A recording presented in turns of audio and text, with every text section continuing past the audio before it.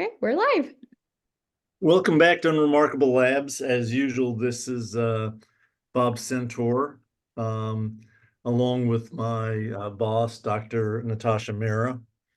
And we have a guest visitor from UCSF, and I'll let you introduce yourself, Daniel. Good morning, everyone. My name is Daniel Bakhter. I'm a third-year medical resident at University of California in San Francisco, rising chief resident at the San Francisco VA next year, and maybe soon to be cardiology fellow in a few years. Nice to meet you all. Thank you for having me here. Well, go ahead and tell us a story. So this is a very interesting patient of mine who I've been following on my patient panel now for about a year and a half in the primary care clinic. His one-liner is he's a 63-year-old man, has a history of type 2 diabetes, has a history of hyperlipidemia, hypertension, both well controlled. He had a remote history of a squamous cell carcinoma of the tongue about 10 years ago. And he's just following up with me for his regular 3 to 6 months check-in in primary care clinic. Okay, so it's routine, but since it's being presented on Remarkable Labs, you get back some labs and something doesn't make sense. So why don't we just go That's straight right. to the labs, because that's what you actually did in real life. Yes. So essentially, prior to establishing care with me, he hadn't seen a PCP in about a year or so. His last A1C was about a year before he saw me, and his A1C at the time was 6.2. That was on just metformin, 1,000 milligrams BID. So he comes and he sees me, and since it's been a year, I reorder an A1C for him, and it showed a value of 4.4. So I asked the patient, I'm like, did you change anything? He's like, no, I haven't changed my diet. He's actually pretty sedentary, doesn't really leave the house much, doesn't exercise, and hasn't really been taking any increased dose of metformin. So because of this decrease in his A1C, which was kind of surprising, we decreased his dose of metformin to 1,000 milligrams just once a day. And then we told him recheck with us in about 6 months or so.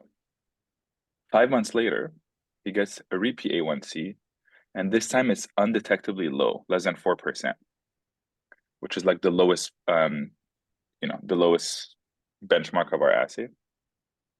Once again, declines any change in his diet, no change in exercise habits, and had been taking the metformin like we had asked him to. Well, I have to cheat. So I'm going to my favorite AI consultant, Which is Perplexity. that's a new one. Yeah, it's actually, and it works great on your phone, and uh, I use it on rounds all the time when I don't know something. And there's something in the back of my mind of something that causes the A1C to go down, and I don't know what that differential is. So let's see whether or not Perplexity can help me.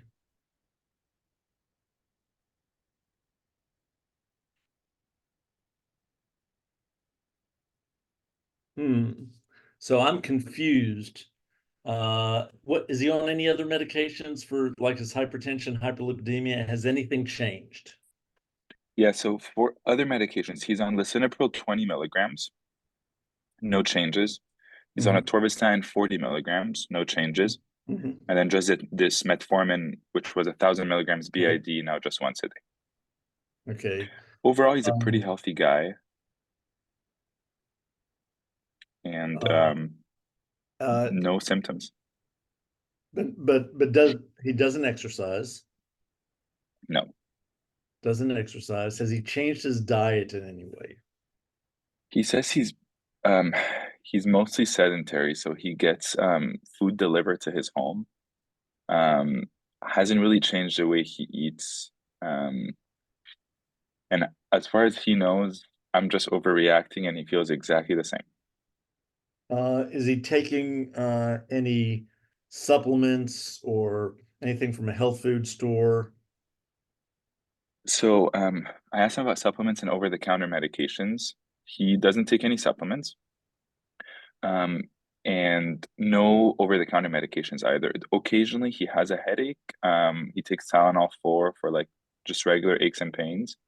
But very remote and nothing consistently besides these 3 medications he's on. Okay, so we have this remote history of squamous cell carcinoma. Do we have an electrolyte panel?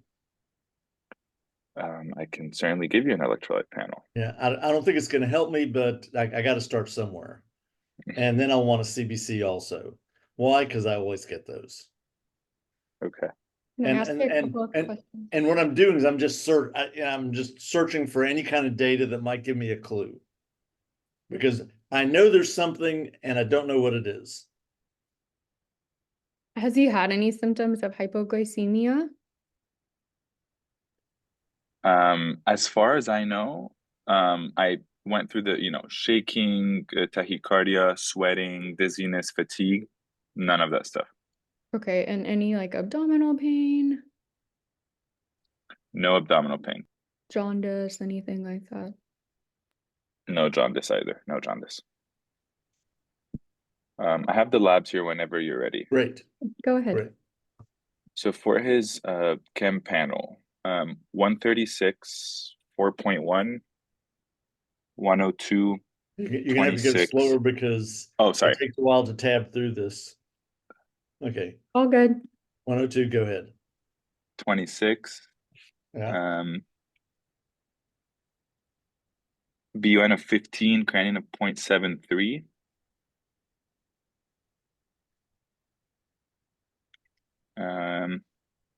Glucose? His glucose is 87. Hmm. Yeah, that doesn't. Well, it certainly has good glucose. We think he has really good control, but there's something fishy about this. Yeah. CBC is okay. So at the time we had not checked the CBC. Once I asked him to come back in 5 months, I had ordered a CBC at the time. So that's Okay. the repeat CBC is white count of 6.2, a hemoglobin of 9.5 with an MCV of 90, platelets of 241. And had he been in the VA system before to see that his hemoglobin is that low? The last CBC we have is from 2 years ago. I'm happy to And- give that to you as well. Yeah, Yeah. what was it?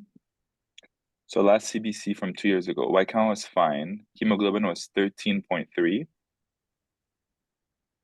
Platelets of 259. Essentially Okay. all unremarkable. And his white count It was today. unremarkable before, but 9.5 is remarkable.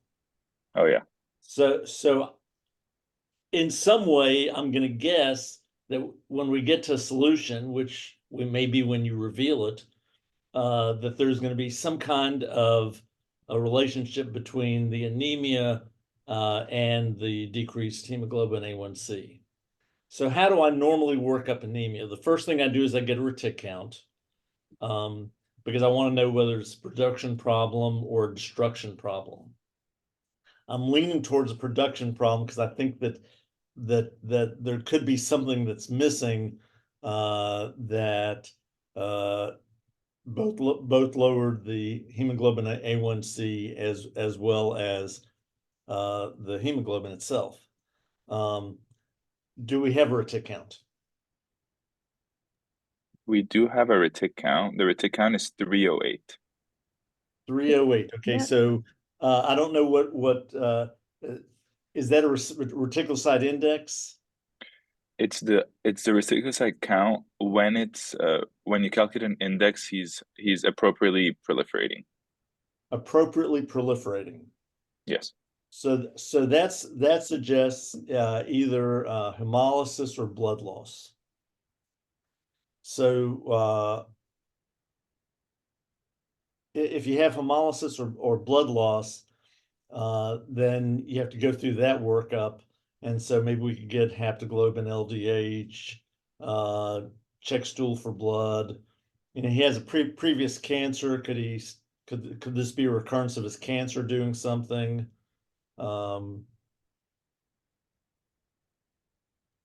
That sounds good. Yeah.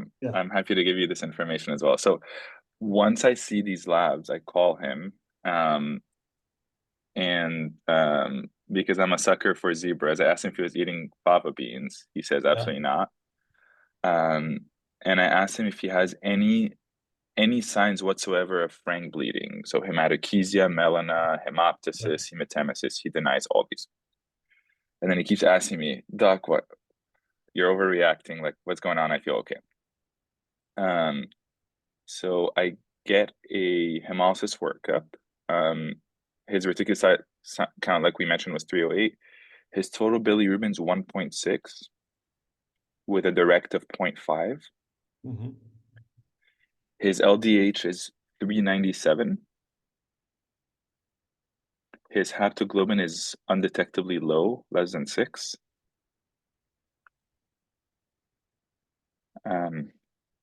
We get a peripheral blood smear. The platelet morphology is normal. There's no schistocytes.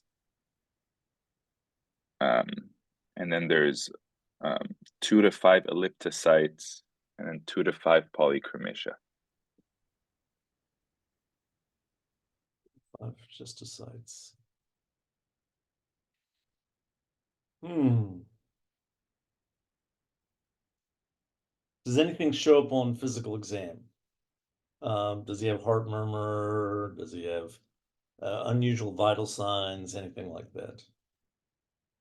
Unfortunately, I'm gonna have to throw a wrench in your thinking because he lives far away. He Okay. doesn't drive to San Francisco, and all these until now have been conducted via telemedicine. Okay, that's fine. I mean, you're not throwing a wrench in because this is real life. I Yeah. love real life. Okay, so he's got a low haptoglobin.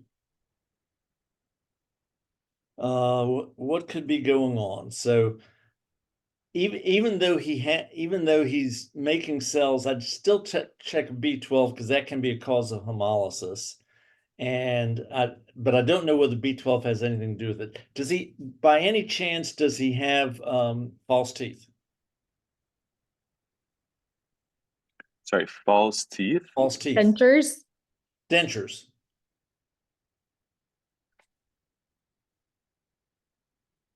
You don't know. I don't think so. Yeah. Because You you know what can he's get asking? you can get copper deficiency from too much zinc. And the adhesive cream for dentures has a lot of zinc in it. It's just we're going for zebras here because I'm sort of lost. But so what kind of a B12 did he have? 520 normal. 520 normal, which doesn't totally exclude B12 deficiency. We can get really fooled by that, and it's not on the high side. Okay, where the heck am I going to go with this? Well, I've got to figure out I have to figure out his anemia. Um, I'm gonna have to get in touch with the hematologist. I guess the question is whether or not he needs a bone marrow. What other does he? Did we do any other tests for hemolysis, or is this the extent of the tests we did? Did we do a Coombs or anything like that? Yeah, so I had also gotten an iron panel. Mm-hmm. His ferritin was 129 with 18% SAT. Mm-hmm. And then I did send a Coombs test, and the Coombs Mm-hmm. test was positive. Okay, so what causes all that? I think I'm about to learn something, which is good. It's always it's a good day when you learn something that you don't know, because I assume there's a unifying diagnosis. Uh, because of his previous cancer, I'd probably want to bring him in and examine him and try to figure out what's going on. Does he have any new issues? Has he really lost any weight or not? You say his appetite hasn't changed and he has his meals at home.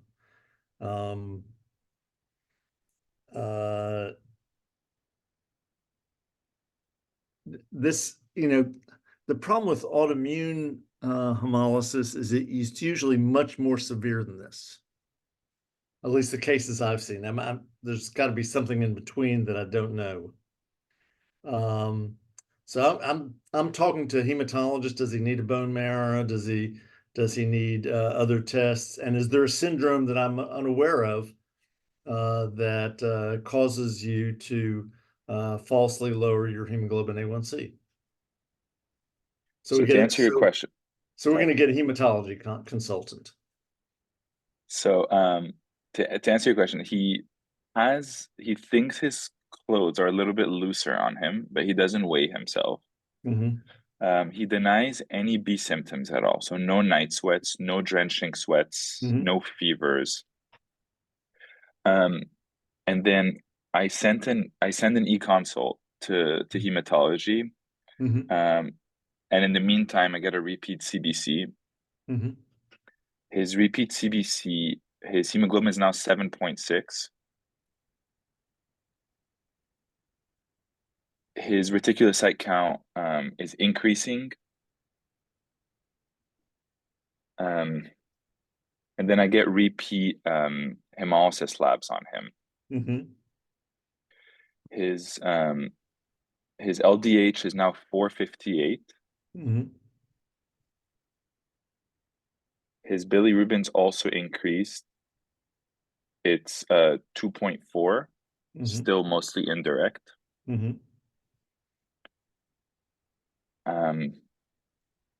And yes, and I reach out to hematology. Yeah, I think we have to reach out to hematology to figure out why he all of a sudden has hemolysis. Could it be related to cancer, some syndrome we're not aware of, that they would be aware of? Neoplasms can do whatever they want to do.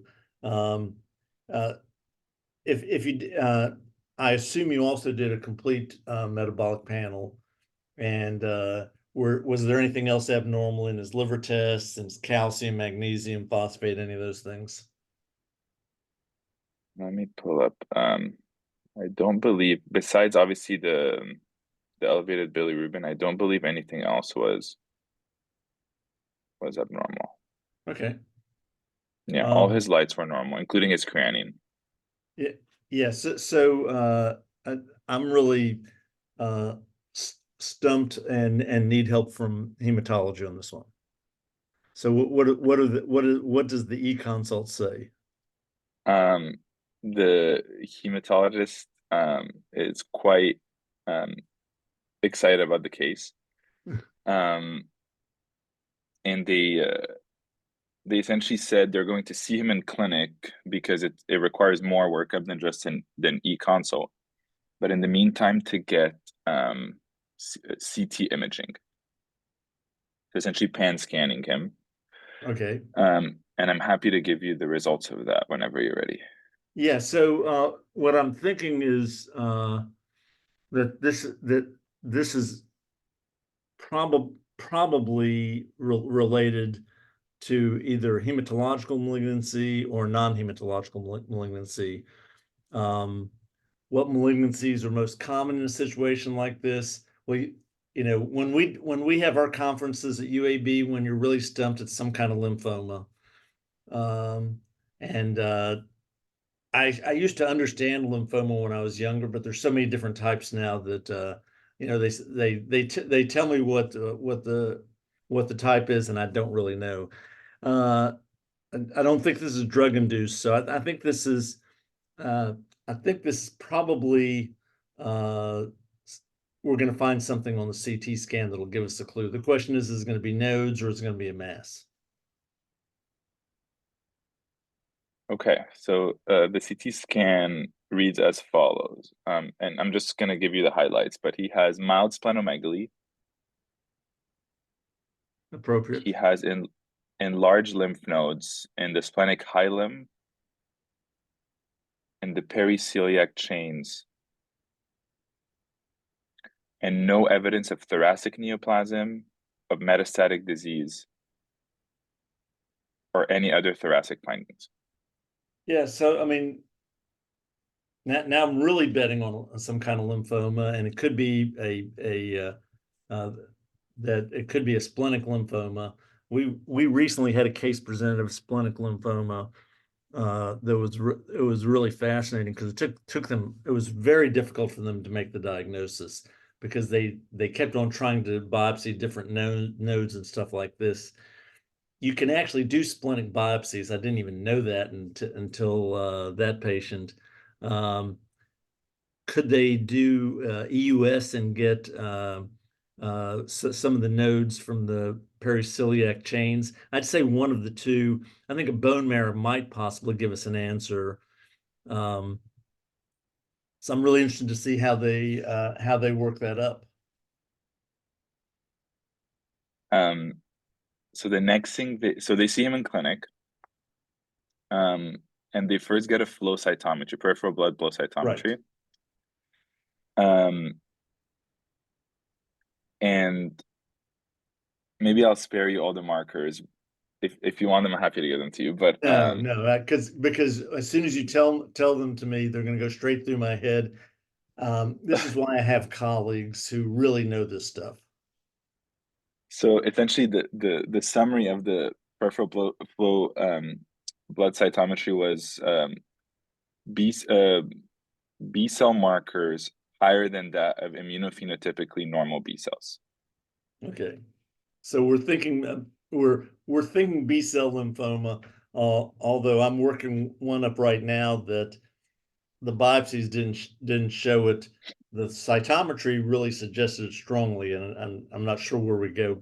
But I think B cell lymphoma sometimes is really hard to diagnose, even when you have a strong idea about it. So after the flow cytometry, do they try to go for tissue? Because I think they need tissue. Yeah, so in the meantime, we get repeat labs on him. Mm-hmm. And essentially all his hemolysis labs are getting worse. His hemoglobin's dropping, his LDH is getting higher, his bilirubin's higher. So essentially the decision is made to urgently admit him to the hospital for an expedited workup. Good. When he's admitted to the hospital, his hemoglobin's now 5.8. Mm-hmm. And we get an urgent PET CT on him. And now it's showing hypermetabolic cervical lymph nodes, hypermetabolic bone marrow, and what we already know is splenomegaly. So I think you obviously get a bone marrow biopsy and see if you can get the surgeons to give you a total node. Although apparently these days you can do a core biopsy, and sometimes at least at our institution, they'll have IR do it instead because we have very active IR service. So I would at this point I would get two stuff and I'd start them on steroids. That's exactly what happened. So the bone marrow biopsy showed kappa-restricted B cell lymphoproliferative disorder. Mm-hmm. And then the right cervical lymph node biopsy showed large subset of B cells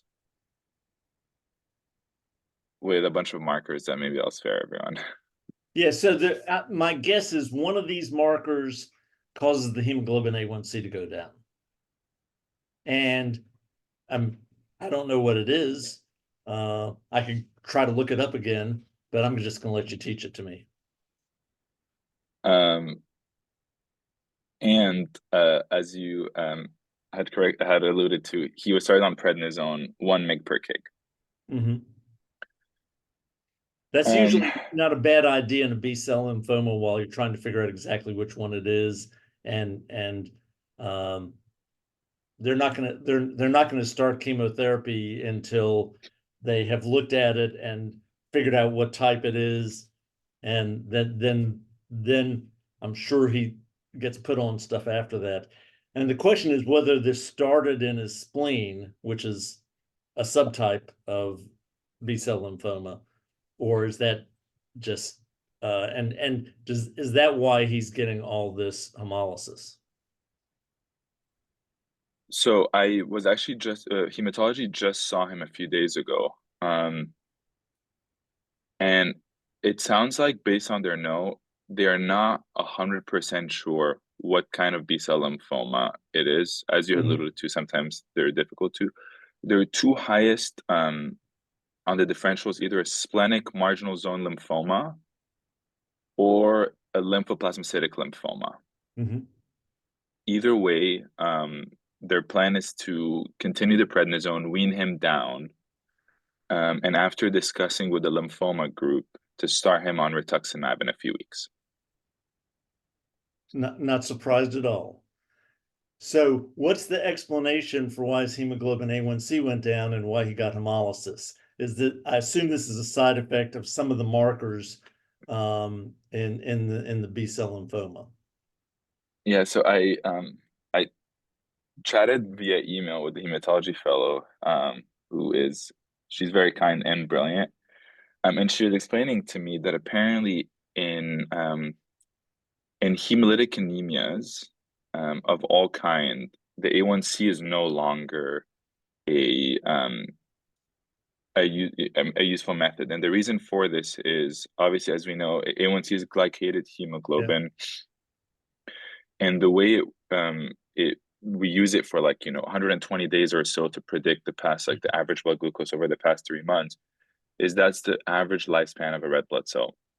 This makes absolute sense. Well, as soon as you started telling the story, the hemoglobin A1C does require normal lifespan, and this guy had his lifespan of his red blood cells was minuscule, and so yes, the explanation is beautiful. I love it. I love it. So essentially, there's some diseases where the hemoglobin A1C is no longer a valid test, many of which are either hemolytic anemia or just actually normal anemia, sometimes chronic kidney disease as well. Anything that will alter the lifespan of a red blood cell, either by decreasing it or maybe a little more atypical, but increase it. So apparently there is another method to use. When we had seen the A1C at the time less than 4 and we still weren't sure what we were dealing with, we stopped his metformin altogether. And there is another method to use that doesn't depend on the bond to bond hemoglobin with the glycated hemoglobin part. And it's called checking like a fructosamine. And the fructosamine works by a different chemical reaction that doesn't depend on creating a similar bond to the A1C, and is still valid in disease processes where the lifespan of a red blood cell is affected. So we ended up checking a fructosamine on him, and his fructosamine was 317. The upper range of normal is 285, which is still diagnostic of hyperglycemia for him. So we restarted his metformin, and we are now essentially tracking his fructosamine until his hemolysis labs are normalized, and we believe that the red blood cell destruction is no longer affecting the A1C, and we can go back to just going by his good old A1C for diabetes care.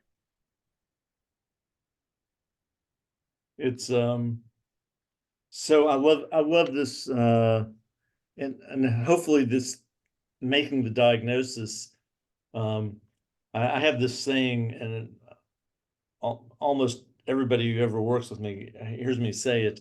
There are interesting cases and great cases. A great case is when you make the diagnosis that was not so obvious and the patient gets better.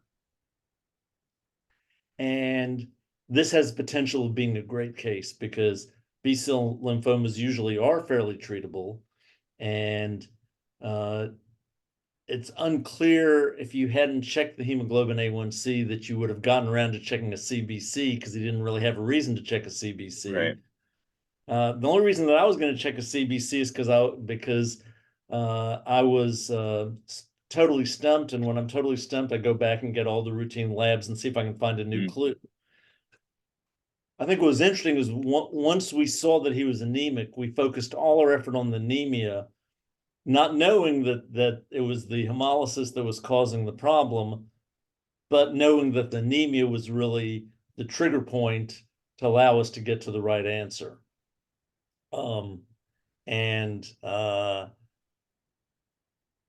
I've learned something from this case. I always love it when I learn something from this case. And hopefully everybody who's listening has learned something from this. Certainly hemolytic anemia makes A1C not work. Next, doing the reticulocyte count first made it either it was going to be bleeding or it was going to be hemolysis. And we quickly got on hemolysis, and then we had to figure out why he had hemolysis. We couldn't figure it out very quickly. And the CT scan in this case, because we were concerned about some kind of tumor, really gets us in the right direction. So it's the fortuitousness of having the hemoglobin A1C and being frustrated with that, and the just searching for some lab test that might give us a clue. In this case, you could not have gotten there without the CBC. The CBC kicked everything off. So this is really, really educational. Cannot thank you enough for presenting it to us. What did you want us to learn? I wanted to first make you feel better that he feels a lot better. His labs are back to normal on the prednisone. His hemoglobin's 14.6. Yeah, his reticulocyte count is going down. His hemolysis labs, his LDH are all getting better. Good. The thing I learned from this case was to not anchor on labs that don't make sense.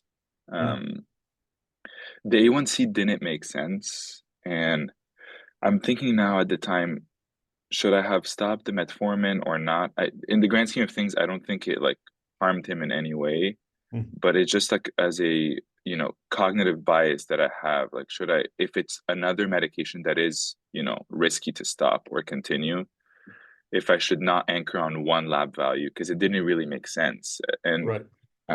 As Natasha was bringing up, a drop in his A1C that quickly would certainly cause hypoglycemic symptoms, which he didn't have. Right. The other thing I was thinking about was the medication, hanging out longer than expected? Was his kidney function getting worse? So maybe the creatinine wasn't valid. I checked the cystatin C. Everything didn't point to an increased retention of the drug in his system, which pointed towards is the lab not valid rather than giving us the true information. And I learned from the hematology fellow that fructosamine, I feel like I remotely heard about it in medical school, but I wasn't really sure how to apply it or when to use it. And that's the big take home point for me is fructosamine is a good test when the lifespan of the red blood cell is altered. Natasha, take us home. What do you like the most about this presentation? Yeah, I love this case. When you first started talking, I thought this was going to be related to, either like an insulinoma or maybe, when patients like their pancreas is about to burn off.